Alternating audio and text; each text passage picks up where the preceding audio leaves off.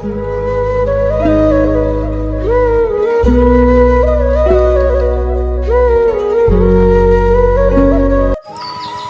আজানও দিয়ে দিল, যাই মসজিদের দিক যাই, যে নামাজটা আদায় করে আসি।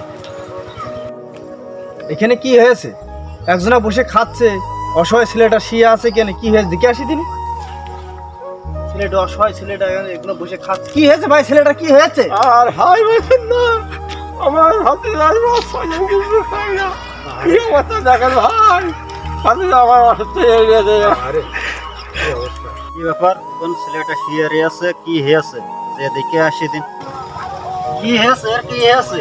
আর বাবু বুঝো না গো, আমার ভাইস্তে আজ কয়দিন না খেয়ে বলে দিয়েছে গো, খাওয়া দাওয়া নেই।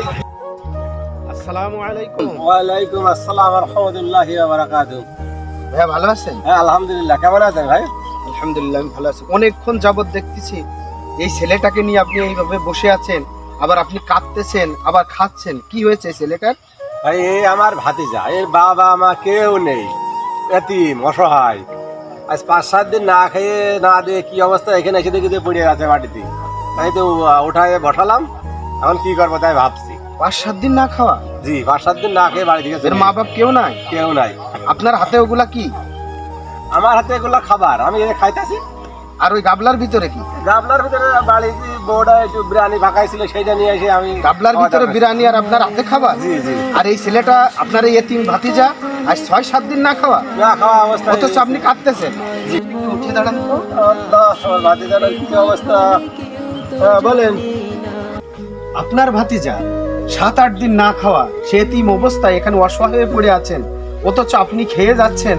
আপনার কাছেই রয়েছে পোলাও মাংস, সেটা আপনি বলতেছেন আপনার স্ত্রী রান্না করতে, আপনি খাচ্ছেন, অথচ তার জন্য আপনি কাঁদতেছেন, কিন্তু তাকে এক মুঠো ভাত তার গালে দিচ্ছেন না।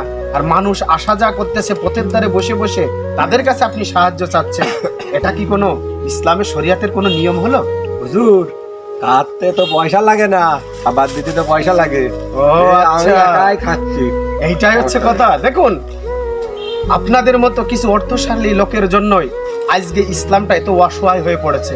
কোরআনের ভিতরে এসেছে, আল্লাহ পাক রব্বুল আলামিন বলেছেন যে তাদের বিপদ হবে কিছু কিছু শ্রেণীর লোকের। সূরা হুমাজার ভিতর আল্লাহ পাক রব্বুল আলামিন বললেন, আল্লাযী জামাআ মালা ওয়া আদ্দাদা, যারা অর্থ সম্পদ কি করবে, গুছায় রাখবে, কিয়ামতের মাঠে তাদের লেলিহান আগুনে জ্বলতে হবে। ইয়াহসাবু আন্না মালাহু আখলাদা, আল্লাহ পাক রব্বুল আলামিন বললেন যারা অর্থ সম্পদ গুনে গুনে খরচ করবে, কিয়ামতের মাঠে তাদের জন্য রয়েছে জাহান্নামের আগুন, তাদেরকে আল্লাহ পাক রব্বুল আলামিন পাকড়াও করবে। আপনার এত অর্থ সম্পদ, আর আপনার ভাতিজা 3-4 দিন 7-8 দিন না খেয়ে পড়ে আছে, অসহায় অবস্থা, মৃত্যুর শয্যায় পড়ে আছে, আর আপনি তাকে দান না করে এখানে আপনি বসে বসে কাঁদতেছেন। হাই রে মুসলমান! আমার ভুল হয়ে গেছে, আমি বুঝতে পারছি, আপনি আমার চোখ খুলে দিয়েছেন। আমি আমার ভাতিজাকে বাসায় নিয়ে গিয়ে গোসল টোসল করে সুন্দর করে খাওয়ানোর ব্যবস্থা করছি। আপনি আমার ক্ষমা করে দিয়ে হুজুর, আল্লাহর কাছে আমার জন্য একটু ক্ষমা চেয়েন। ইয়ামানিল্লাহ, আমি আল্লাহর কাছে দোয়া করি আল্লাহ যেন আপনাকে ক্ষমা করে দেন। যান আপনি ভাতিজাকে নিয়ে চলে যান। আসসালামু আলাইকুম প্রিয় দর্শক, এইমাত্র আপনাদের জন্য যে ভিডিওটা আমরা উপহার দিলাম, এখান থেকে আমরা যে শিক্ষাটা পেয়েছি, ওই বড় লোকের মতো যারা কিপটা বড় লোক, যারা ধনী কিপটা ধনী, এরা অসহায়ের মুখে কখনো খাবার দিতে পারে না, এতিমকে কখনো দান সদকা করে না, অথচ তাদের অসহায়ের প্রতি এই ভালোবাসা দেখায় যে চোখ দিয়ে কান্না করতে তারা রাজি আছে, প্রকৃতভাবে তাদেরকে দান করতে রাজি নেই।